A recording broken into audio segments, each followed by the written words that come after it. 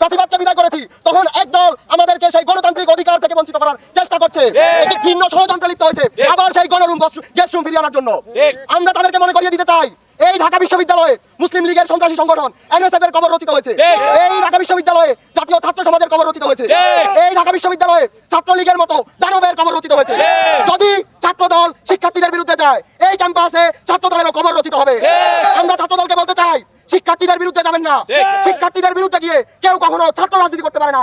আপনারা যদি ছাত্রদের নিয়ে রাজনীতি করতে চান, তাহলে ছাত্রদের যে ম্যান্ডেট, ছাত্রদের দাবি দাওয়া অনুযায়ী রাজনীতি করেন।